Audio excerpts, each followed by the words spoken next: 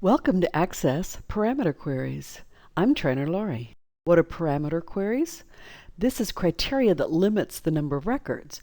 And you could do that by writing in some criteria, but you don't want your users to have to go into design view to do that every time the criteria changes. So with a parameter query, the criteria can change with every use. It's like an instant filter. But you get this great little box whenever you try to open the query or the report or the form that's tied to that query. And when you enter, in this case, a last name, then just those records appear.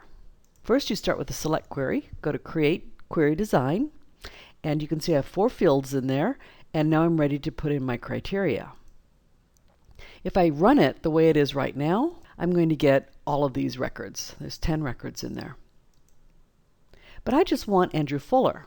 So here's my first option. In this case, in the criteria, I type in a last name, and when I run it, I will only get Fuller. But I don't want my users to have to go into the design view to change that criteria all the time. So what can I do?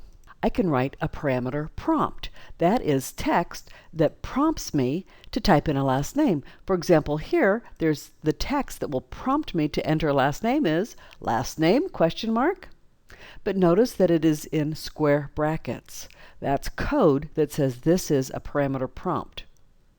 And you only get 64 characters to write that. So that's why I find myself not using please as much as I'd like to, because I think it's very friendly to say, please enter a last name. But sometimes they get very long, and I don't have the luxury of putting in please. And I'll show you what I mean by they get very long, because there's lots of options here. So if I run this by hitting the run button, then this parameter value box opens and it allows me to enter a last name. So when I type in Fuller and then click OK, then just Andrew Fuller's name shows up. I don't get all 10 records, just his. Now let's take this to the next level. What if I want to narrow the field? So in this case, I want both last name and first name. When I must have both, that becomes an AND query. And for example, maybe I want a date and a location before I see what the information is. I could even want 3. I want the date, the location, and, for example, the type of event that it was. So to do that, I have last name in the first field, and now first name in the second field, and they're both in square brackets. Now when I run it, first it'll prompt me for last name. I type it in and click OK. Then it will prompt me for first name. I type it in, click OK, and I find Andrew Fuller. Now the OR query is similar, except that I want 2 different last names. Or I might want 2 different months, or 2 different quarters, something like that. And you can use up to 7 ORs. You just put one on top of the other. So in this case, last name comes first, and then another last name. The caveat here is the second one and subsequent ones must be different from the first. They all must be different. So in this case, another last name. And when I run it, I get last name. I put in Fuller, OK. And now I can put in another last name, and it will return both those names in this case. Now I know last name or first name, but I may not know both. So in that case, I put last name on the criteria line, and it always reads it left to right. Then I put first name on the OR line.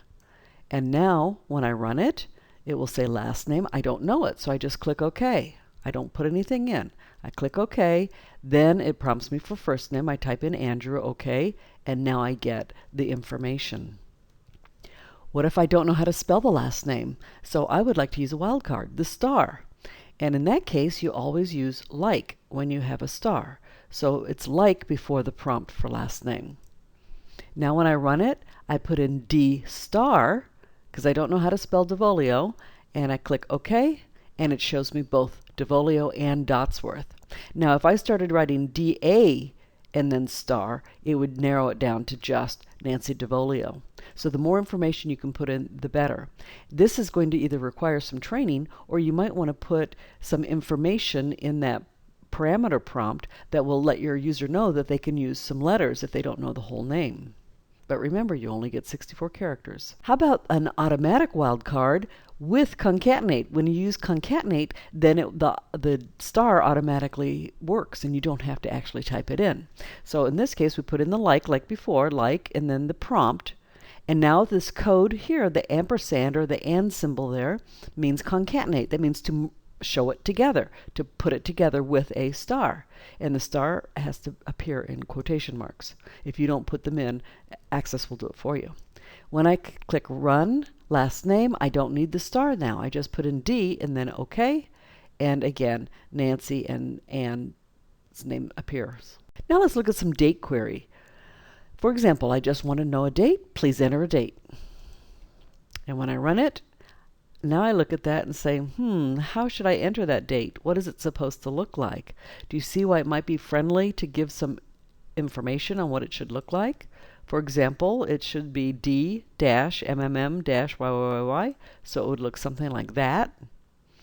And now when I run it, I get what I'm looking for. So it's a friendly gesture to give them some information on what the formatting should be, especially with dates. Now what if I want between two dates? I want the beginning date and the ending date and everything in between. Because you can do an or, I can do first date and last date, and I just see those two dates, but I want to see everything in between. So I'd use the between and. So between, and then the first prompt, and then notice it's not in brackets, it's not in code, and then ending date, which is in code. Now when I run it, I get my first date and my ending date, and it will run all 21 records. It'll show everything from July. What if I want my end date to be today? I don't want to have to remember to type in today every time. I don't want to have that second prompt. So I can write a little code between, like we saw before, and, but now I'm going to use a function called date paren. Now functions always use parentheses after the word that is the name of the function. And so in this case, when I run it, I only have to put in one prompt just for today, or for the date that I want it to start with. And when I click OK, it will now return a lot more records because it's through to today. Let's get into a little more code. For example, the function month. I want to pull out from the field birth date the month, and then have the user just simply ask for which month they want. So that I just want to see the records for that one month. In this case, I want to see birth date, so I can send them a birthday card.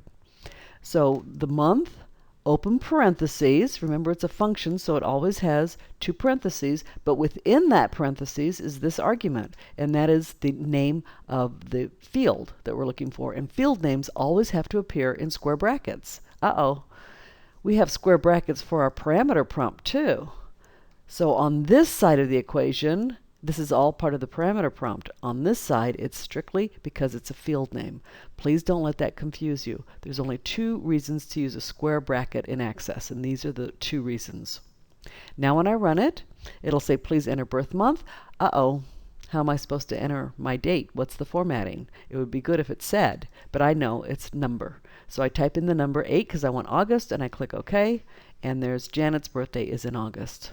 Now we can take it even to the next level by creating forms and reports based on a parameter query. So build your parameter query, base your form or report on that parameter query, and then when you use a button to open it, it will ask for whatever's in the parameter prompt before it will open that form or report. For example, you could even make it a security by putting in whatever that table is. You have to have a password field, and if you have that password field, then you could create a parameter on it saying please enter your password, and they have to enter the password before they can get into something. So you can actually use this as a form of security. Please subscribe to the Trainer Lori channel and click like if you like it. See you next time.